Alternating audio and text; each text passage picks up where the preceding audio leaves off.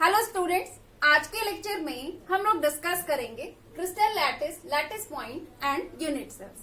तो चलिए फिर स्टार्ट करते हैं हम लोग हमारे लेसन को। सबसे पहले हम लोग बात करेंगे क्रिस्टल लैटिस की। तो सबसे पहले ये देखते हैं कि क्रिस्टल लैटिस क्या है। क्रिस्टल लैटिस को समझने के लिए पहले हमें थोड़ा सा बेसिक डिस्कशन करना होगा। देखिए, जैसे कि आप लोग पहले से जानते हैं कि कोई भी सॉलिड होता है, कोई भी सॉलिड हो तो वो बहुत सारे स्मॉलर पार्टिकल्स से मिलकर के बना होता है ना। अब ये स्मॉलर पार्टिकल्स यानी कि ये कॉन्स्टिट्यूएंट पार्टिकल्स आपके एटम्स भी हो सकते हैं या फिर मॉलिक्यूल्स भी हो सकता है या फिर आयंस भी हो सकता है। ये सारी चीजें आपको पता है। तो हम जब भी किसी सॉलिड के कॉन्स्टिट्यूएंट पार्टिकल्स को हमें शो करना होता है तो हम लोग कैसे शो करते हैं? कुछ इस तरह से शो करते हैं, है ना। हम लोग क्या है, छोटे क्लासेस से जो ये कंस्टिट्यूएंट पार्टिकल्स हैं उनका अरेंजमेंट कुछ इस तरह से शो करते आए हैं। तो ये जो अरेंजमेंट है, ये कैसा अरेंजमेंट है? ये आपका 2 डायमेंशनल अरेंजमेंट है ना। अब अगर हमें क्या करना हो, अब अगर हमें इसे 3D में अरेंज करना हो तो हम कैसे करेंगे? तो हम कैसे करेंगे इस चीज को देखिएगा, ठीक है। कैसे 3D में दिखाएंगे कि हमारे कंस्टिट्यूएंट पार्टिकल्स कैसे अरेंज है, इस चीज को अब यहाँ पर समझिएगा। देखिए, होता क्या है कि जब भी हमें कंस्टिट्यूएंट पार्टिकल्स के अरेंजमेंट को 3D में दिखाना होता है तो हम लोग कुछ इस तरह से दिखाते हैं। पहले हमने क्या किया कि हमने हमारे सारे पार्टिकल्स को अपना बना लिया, सारे पार्टिकल्स को इस तरह से हम लोगों ने बना लिया। और फिर उसके बाद होता क्या है कि ये जो पार्टिकल्स के बीच हमारा जो भी फोर्स ऑफ अट्रैक्शन काम कर रहा है या अगर कोई बॉन्ड भी बना है तो हम उसे क्या करते हैं, जस्ट लाइन से शो करते हैं। ऐसे एक बड़ी बड़ी लाइन बना के कि ये पार्टिकल्स, ये जो दोनों पार्टिकल्स आपस में जुड़े हैं ना, ये जो आप इस तरह से क्लोजली पैक्ड दिखाते हो 2D में, तो इसको हम लोग क्या करते हैं 3D में दिखाने के लिए हम इसे शो करने के लिए लाइन का यूज करते हैं, ठीक है। ये लाइन कुछ नहीं है, जस्ट क्या है, 2 पार्टिकल्स का अटैचमेंट है। ये जो दोनों पार्टिकल आपस में अटैच्ड है, यही चीज है। चूंकि हमें 3D में शो करना है तो 3D में शो करने के लिए हम इसे लाइन से शो कर देते हैं, ठीक है। तो हम क्या करते हैं, ये जो हमारे एटम्स अटैच्ड है इनको इस तरह से लाइन बना करके शो करते हैं। अब देखिए, कुछ इस तरह से हम लोग दिखाते हैं कि हमारे जो कंस्टिट्यूएंट पार्टिकल्स होते हैं वो हमारे सॉलिड के अंदर कुछ इस तरह से अरेंज होते हैं। जैसे अगर हमें 3D में दिखाना हो तो हम कुछ इस तरह से दिखाते हैं कि ये हमारे पार्टिकल्स हैं और ये इस तरह से अरेंज्ड है। ओके, तो अब यहाँ पर देखिए, ये क्या है, ये आपने क्या दिखाया है, ये आपने सॉलिड के अंदर कंस्टिट्यूएंट पार्टिकल्स का 3 डायमेंशनल में अरेंजमेंट दिखाया है। तो अगर हम लोग यहाँ पर देखें, हमने ये तो दिखा दिया कि 3D में कंस्टिट्यूएंट पार्टिकल्स को हम लोग इस तरह से अरेंज करते हैं या इस तरह से शो करके दिखा सकते हैं। अब अगर मैं आपको अगर आप लोग यहाँ पे ध्यान से देखें तो यहाँ पे हम लोगों ने बहुत कम पार्टिकल्स बनाए हैं, है ना। ये बहुत थोड़े से पार्टिकल्स का आपने अरेंजमेंट दिखाया है। जबकि आपको पता है कि कोई भी पार्टिकल, मतलब कोई भी सॉलिड हो, मान लीजिए हम सॉल्ट की ही बात कर लें, सॉल्ट की ही अगर हम बात कर लें तो सॉल्ट क्या होता है, जो सॉल्ट हमारे घरों में आता है क्या डॉट डॉट डॉट से होते हैं। तो वो जो डॉट्स होते हैं उनको हम लोग क्या बोलते हैं, हमारे साइंस के लैंग्वेज में, केमिस्ट्री में उसे हम लोग क्या बोलते हैं, क्रिस्टल। तो अगर हम लोग सॉल्ट के एक क्रिस्टल को भी ले लें, अगर एक दाने को भी ले लें, सॉल्ट के एक जस्ट दाने को भी ले लें, तो हमें पता है कि इस एक दाने के सॉल्ट के अंदर भी न जाने कितने करोड़, बहुत सारे, कितना जाने कितने करोड़ Na+ और Cl- आयंस के पार्टिकल्स होंगे, है ना। बहुत सारे पार्टिकल्स इसके अंदर होंगे। तो हमारे लिए ये तो पॉसिबल नहीं है कि हम इसके अंदर जितने पार्टिकल हैं उनको शो करके दिखाएं कि वो किस तरह से अंदर अरेंज है ना। 2D में भी अगर हमें अरेंज करके दिखाना होता था कंस्टिट्यूएंट पार्टिकल्स को तो हम लोग कुछ इस तरह से जस्ट थोड़े से पार्टिकल्स को जस्ट इस तरह से बॉल्स के फॉर्म में क्लोजली पैक्ड दिखा देते थे, है ना। तो वहीं अगर हमें 3D में उन्हीं कंस्टिट्यूएंट पार्टिकल्स के अरेंजमेंट को दिखाना हो तो वहां पे हमारे लिए ये पॉसिबल तो होगा नहीं कि हम लाखों करोड़ों पार्टिकल्स के अरेंजमेंट को दिखाएं। तो हम लोग क्या करते हैं, जस्ट क्या करते हैं, थोड़े से पार्टिकल्स को इस तरह से 3D में अरेंज करके दिखा देते हैं, ठीक है। तो यहाँ पे मैंने क्या किया, बहुत थोड़े से पार्टिकल्स लिए। अब अगर आप थोड़े ज्यादा पार्टिकल्स ले लो, उनके अरेंजमेंट को दिखा दो, तो आप कुछ इस तरह से दिखा सकते हो, है ना, कि 3D में हमारे जो कंस्टिट्यूएंट पार्टिकल्स होते हैं वो इस तरह से अरेंज्ड होते हैं। तो अब समझिए कि क्रिस्टल लैटिस की डेफिनेशन क्या है। क्रिस्टल लैटिस की अगर हम लोग डेफिनेशन की बात करें या फिर ये समझे कि क्रिस्टल लैटिस एक्चुअल में है क्या, तो क्रिस्टल लैटिस कुछ भी नहीं है। ये जस्ट आपका क्या है इन्हीं कंस्टिट्यूएंट पार्टिकल्स का जिससे कि मिलकर के आपका सॉलिड बना है, उन्हीं का जस्ट 3D में अरेंजमेंट है।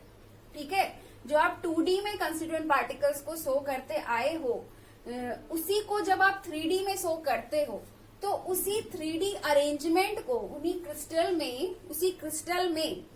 क्रिस्टल में कंस्टिट्यूएंट पार्टिकल्स का ये जो 3D अरेंजमेंट है, बस इसी अरेंजमेंट को हम लोग क्या बोलते हैं? क्रिस्टल लैटिस बोलते हैं। ठीक है, तो क्रिस्टल लैटिस क्या है? Crystal lattice is just the 3-dimensional arrangement of constituent particle in a crystal. Okay, तो ये तो बात हो गई कि क्रिस्टल लैटिस की। ओके, तो अभी तक हम लोग क्या करते थे? अभी तक हम लोग जब छोटे क्लासेस में थे तो हम लोग क्या करते थे, वहां पे हमें क्या करना पड़ता था? सॉलिड के मॉलिक्यूल्स को दिखाना पड़ता था। हम लोग मॉलिक्यूल्स बोलते थे तब। तो हमें सॉलिड के कंस्टिट्यूएंट पार्टिकल्स को शो करके दिखाना पड़ता था कि ये क्लोजली पैक्ड है, तो हम लोग बस इस तरह से दिखा देते थे। लेकिन अभी जब आप 12th में पहुंच गए हो, तो अब आप लोग कंस्टिट्यूएंट पार्टिकल्स को कैसे शो करोगे? ऐसे शो करोगे कि कंस्टिट्यूएंट पार्टिकल्स कुछ इस तरह से अरेंज होते हैं, क्योंकि अब आप क्या करोगे? आप 3D में अरेंज करके दिखाओगे। ओके, तो ये तो बात हो गई क्रिस्टल लैटिस की। क्रिस्टल लैटिस को हम लोग स्पेस लैटिस या फिर सिंपली लैटिस भी कहते हैं। चलिए, अब हम लोग बात करते हैं हमारे दूसरे टॉपिक की, जो कि है हमारा लैटिस पॉइंट या फिर लैटिस साइड। तो अब हम लोग ये समझते हैं कि लैटिस पॉइंट क्या होता है। अब लैटिस पॉइंट को समझिए क्या होता है। तो देखिए, क्रिस्टल लैटिस में हम करते क्या है कि सॉलिड के जितने भी कंस्टिट्यूएंट पार्टिकल्स होते हैं, या फिर आप कह लीजिए कि किसी भी क्रिस्टल के जितने भी कंस्टिट्यूएंट पार्टिकल्स होते हैं, उसे हम लोग क्या करते हैं? जस्ट पॉइंट से शो करते हैं, है ना। ये देखिए, हम लोग पॉइंट शो कर रहे हैं, तो इसे हम लोग पॉइंट से शो करते हैं, है ना। तो ये जो कंस्टिट्यूएंट देखिए, सारे जितने भी मतलब आपको पॉइंट दिखते हैं, ये एक्चुअल में क्या होता है? ये जो पॉइंट आपको क्रिस्टल लैटिस में दिखता है, ये एक्चुअल में क्या होता है? ये आपके उस क्रिस्टल लैटिस में मौजूद कंस्टिट्यूएंट पार्टिकल्स को दिखा रहा है। ईच पॉइंट क्या है? सारे के सारे पॉइंट्स क्या है? सारे के सारे पॉइंट्स कंस्टिट्यूएंट पार्टिकल्स हैं। वो कुछ भी हो सकता है, एटम, मॉलिक्यूल, आयन, कुछ भी हो सकता है। तो ओवरऑल इसको ऐसे समझिए कि क्रिस्टल लैटिस में ये जो पॉइंट्स हम लोग दिखाते हैं, ये एक्चुअल में कंस्टिट्यूएंट पार्टिकल्स को शो करते हैं। तो ये जो कंस्टिट्यूएंट पार्टिकल्स को शो करने वाले पॉइंट होते हैं, इन्हीं पॉइंट को हम लोग क्या बोलते हैं? Lattice point.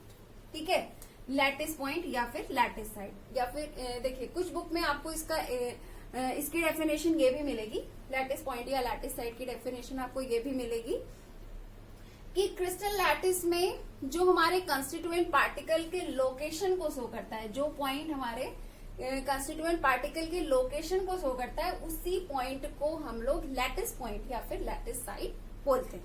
ओके, तो ये भी बहुत सिंपल सी चीज है। अब आ जाते हैं हम लोग यूनिट सेल में कि यूनिट सेल क्या होता है। तो अगर हम लोग यूनिट सेल की बात करें, तो इस यूनिट सेल जो होता है वो हमारे क्रिस्टल लैटिस का सबसे स्मॉलेस्ट पोर्शन है, smallest portion of the crystal lattice. देखिए, जैसे कि मैंने अभी आपको बताया कि मान लीजिए आपके पास सॉल्ट का एक स्मॉल जस्ट 1 पार्टिकल भी है, मतलब 1 पार्टिकल नहीं, समझ लीजिए 1 क्रिस्टल है, जस्ट एक दाना नमक आपके पास है। तो उसके अंदर भी आपको पता है कि उसके अंदर करोड़ों में Na+ और Cl- आयंस है ना, करोड़ों में आयंस है। तो जिस तरह से आप करोड़ों में आयंस जो है, तो उनके 3D अरेंजमेंट को आप नहीं दिखा सकते, आपके लिए दिखाना इम्पॉसिबल है। तो आपने क्या किया? जस्ट एक थोड़ा सा अरेंजमेंट दिखा दिया, थोड़े से पार्टिकल्स का। अब इस एक नमक के एक क्रिस्टल के अंदर इसी तरह का बहुत ढेर सारा, इसी तरह से बहुत सारे करोड़ों पार्टिकल्स अरेंज होंगे, है ना। इसी अरेंजमेंट में करोड़ों पार्टिकल्स अरेंज होंगे। तो आपके लिए तो ये पॉसिबल नहीं है कि आप करोड़ों पार्टिकल का अरेंजमेंट दिखाओ, है ना। तो आपने क्या किया? जस्ट थोड़े से पार्टिकल का अरेंजमेंट दिखा दिया। अब अगर आपको क्या करना हो, और ज्यादा स्मॉलर करके दिखाना हो, और ज्यादा स्मॉलर पिक्चर दिखानी हो 3D arrangement of the particles का, तो आप क्या करोगे? ये जो आपका अरेंजमेंट है, उस अरेंजमेंट का सबसे स्मॉलेस्ट पार्ट आप पकड़ोगे। लाइक जैसे इस क्रिस्टल लैटिस को अगर आप देखो, तो यहाँ पे आपको कुछ ऐसा लग रहा होगा कि जैसे 8 बॉक्सेस अरेंज हैं, ये 1 2, फिर इसके आगे ये 3 4, फिर पीछे यहाँ पे ये 5, ये वाला 6, फिर ये आगे आपका 7, यहाँ पे 8। आपको कुछ ऐसा लग रहा होगा कि जैसे 8 बॉक्सेस अरेंज है ना। तो अगर इन 8 बॉक्सेस में भी अगर आप देखो तो एक ही बॉक्स जो है, ये जो पहला वाला ही जो बॉक्स आपको दिख रहा है, ये वाला बॉक्स ही, इसी तरह के 8 बॉक्सेस इसी तरह के आपके क्या हुए, 8 बॉक्सेस जो हैं वो आपके क्या हुए, रिपीट हुए हैं, है ना। तो इस क्रिस्टल लैटिस का अगर देखा जाए तो सबसे स्मॉलेस्ट पोर्शन कौन सा है, ये है। तो अगर हम यूनिट सेल की बात करें तो यूनिट सेल भी क्या है, यूनिट सेल भी उन्हीं कंस्टिट्यूएंट पार्टिकल्स का 3 डायमेंशनल अरेंजमेंट ही है, ठीक है। यूनिट सेल भी कंस्टिट्यूएंट पार्टिकल्स का 3 डायमेंशनल अरेंजमेंट ही होता है, जैसे कि क्रिस्टल लैटिस होता है। लेकिन ये क्या है, ये सबसे स्मॉलर अरेंजमेंट है, इसी क्रिस्टल लैटिस का सबसे स्मॉलेस्ट पार्ट है। मतलब यही पैटर्न बार बार पूरे क्रिस्टल के अंदर जो करोड़ों पार्टिकल्स हैं, इसी पैटर्न में बार बार क्या होते हैं, रिपीट होते रहते हैं। और इसी पैटर्न में एक ही आपके क्रिस्टल के अंदर करोड़ों की संख्या में पार्टिकल्स अरेंज रहते हैं, ठीक है। तो अगर आपको यूनिट सेल बताना हो तो आप यूनिट सेल कैसे बताओगे कि यूनिट सेल क्या है, आप बताओगे कि यूनिट सेल जो होता है वो आपका सबसे स्मॉलेस्ट पोर्शन होता है। किसका, क्रिस्टल लैटिस का सबसे स्मॉलेस्ट पोर्शन होता है। तो अगर आपको किसी सॉलिड के बारे में बताना हो कि किसी सॉलिड का सबसे स्मॉलेस्ट पोर्शन कौन सा है, तो आप लोग वहां पे बताएंगे कि किसी सॉलिड का सबसे स्मॉलेस्ट पोर्शन जो होता है, सबसे स्मॉलेस्ट हिस्सा जो होता है, उसका कंस्टिट्यूएंट पार्टिकल होता है। अब वो कंस्टिट्यूएंट पार्टिकल कुछ भी हो सकता है, एटम भी हो सकता है, या फिर मॉलिक्यूल हो सकता है, या फिर आयन हो सकता है ना। डिपेंड्स कि वो किस टाइप का क्रिस्टलाइन सॉलिड है, वो आयनिक है कि कोवैलेंट है कि मॉलिकुलर है ना। तो वो कुछ भी हो सकता है। लेकिन अगर आपसे ये पूछा जाए कि यूनिट सेल क्या है, तो यूनिट सेल जो होता है वो आपकी क्रिस्टल लैटिस का सबसे स्मॉलेस्ट पोर्शन होता है। यानी कि एक तरीके से आप कह सकते हो कि यूनिट सेल जो होता है वो एक सबसे स्मॉलेस्ट ये सबसे स्मॉलेस्ट 3 डायमेंशनल अरेंजमेंट होता है कंस्टिट्यूएंट पार्टिकल का। जैसे आपके लिए करोड़ों पार्टिकल्स को अरेंज करके दिखाना पॉसिबल नहीं है, तो आप इस तरह से बना के दिखाते हो। तो बार बार आपके लिए ये भी पॉसिबल नहीं है कि आप ये वाला स्ट्रक्चर बना के बार बार आप सॉलिड के अरेंजमेंट को दिखा पाओ, सॉलिड के अंदर कंस्टिट्यूएंट पार्टिकल के अरेंजमेंट को दिखा पाओ।